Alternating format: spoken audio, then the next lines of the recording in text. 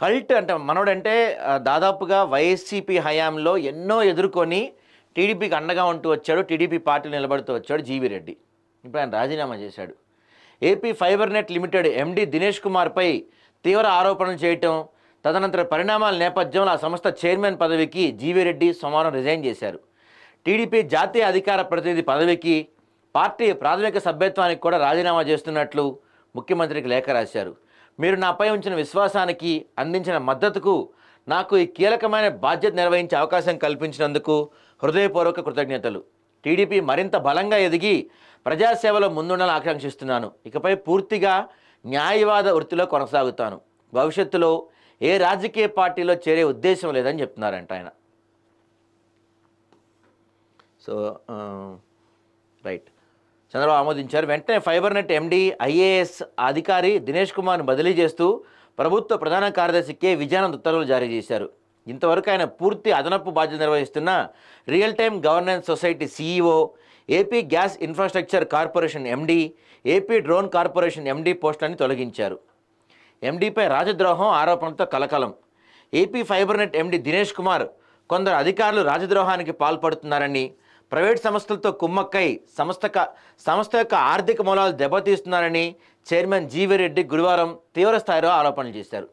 అయితే ఆరోపణలు చేసిన ఈయన రిజైన్ చేయటం ఏంటి? ఇదే చాలామంది టీడీపీ కార్యకర్తలకు మింగుడుపడిన అంశంగా మారింది. ఎందుకంటే టీడీపీ కష్టకాలంలో ఉన్నప్పుడు, ఇప్పుడు కూడా అక్కడ తప్పు జరుగుతుందని ఎత్తి చూపాడు తప్పొచ్చి ఈయన చేసింది ఏమీ లేదు అని చాలామంది కార్యకర్తలు మాట్లాడుకుంటున్నారు. మరి కూటమి అధికారంలోకి వచ్చాక చైర్మన్గా నేను సంస్కరణలు తీసుకొచ్చినా ఆదాయం పెరగలేదు, కొత్త కనెక్షన్లు ఇవ్వలేదు.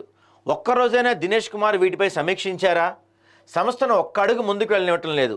ఇదంతా ప్రభుత్వంపై జరుగుతున్న కుట్ర.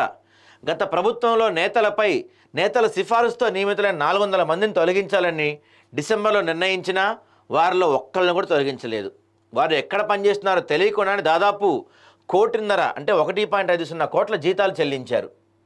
ఎండీకి సన్నిహితంగా ఉంటూ సంస్థ ఆదాయాన్ని దెబ్బేసిన CTO Satyarama Bharadwaj, business head G Suresh, procurement విభాగం అసిస్టెంట్ మేనేజర్ శశాంక్ హైదర్ ఖాన్ను విధుల నుంచి తప్పిస్తున్నామని చెప్తున్నారు. అయితే ఈ మొత్తం వ్యవహారం పైన కూడా ముఖ్యమంత్రి కొంత సీరియస్ అయ్యారంట.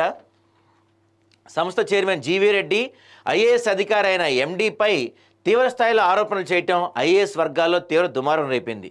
దీంతో సీఎం చంద్రబాబు ఫైబర్ నెట్లో ఏం జరుగుతుందని వెంటనే నివేదిక రప్పించుకున్నారు. జీవీ రెడ్డిని, దినేష్ కుమార్ను పిలిపించి మాట్లాడారు. ఏదైనా సమస్య ఉంటే సంబంధిత శాఖ ముఖ్య కార్యదర్శి, మంత్రి ద్వారా తన దృష్టికి తీసుకురాకుండా బహిరంగ ఆరోపణలు చేయటం ఏంటని జీవీ రెడ్డిపై మండిపడ్డారంట.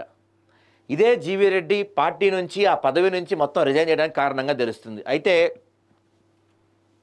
ఈ చిన్న విషయం దాదాపుగా చిలికి గాలివానగా మారుతుంది.